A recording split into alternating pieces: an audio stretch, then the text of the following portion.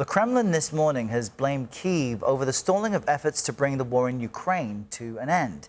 Both Ukraine and Europe have rejected Moscow's charge that they're blocking peace.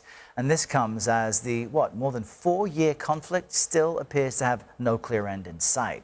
As the fighting rages on, I'm joined now by Dr. Maija Cheung. She is the Chief Medical Officer of Kids Operating Room. This is a global nonprofit that earlier this month opened 6 new pediatric OR suites in Ukraine's western city of Lviv. Doctor, welcome. Thank you for being here. It's important for us to not just be reminded of the conflict in Ukraine, but the efforts to heal, especially children. Can you just give us an update, since you were there recently, on what's happening on the ground and how dire is the need to help kids? Absolutely. Well, thank you so much for having me here. I think what's really important to remember, especially about the ongoing conflict, is it affects the families on the ground. So the site that we've been working at in Ukraine is in the West, and they've seen all of this internal migration because families are moving their children away from the front lines. So 3 times the number of children are needed to be cared for now at these hospitals in the West. And there's a lot of war trauma, mine injuries that they're taking care of as well. So a very different but important aspect to caring for children. And what resources are available to care for children? Because as you've mentioned, even though it may be in the West where they don't have as many strikes, we see so much footage of devastation in the big cities, and there have been power outages too. So how is that mitigated in the places you help? Absolutely. So one of the big things that we do is actually do solar power for all of our operating rooms.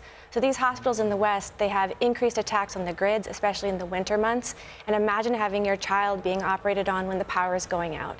That's just untenable and unsafe. So in addition to taking an abandoned area of the hospital that was dilapidated and unused because there weren't funds to actually create operating room infrastructure, to be able to now do 6 new operating rooms there with solar power to care for over 12,000 children a year, it's incredibly impactful. And the teams there, the resilience they've shown and the work they do is really incredible. Yeah, the resilience from Ukrainians is something we kind of remark on frequently.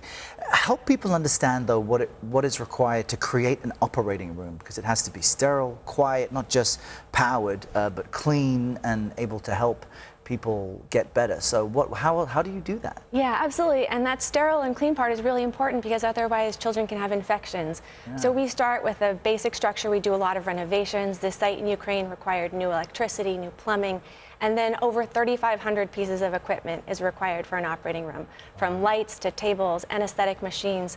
Children aren't just little adults. They need smaller tools, specialized instruments, and really also artwork that goes on the walls, because children are afraid when they go to the operating room, as I think adults are.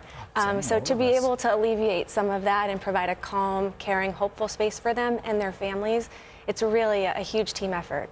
Well, it's so needed, and I'm thankful that you were able to come here with us today and share some of what your organization is doing. Thank you so much for what you do. Thank you. Dr. Cheung. Thank you so much.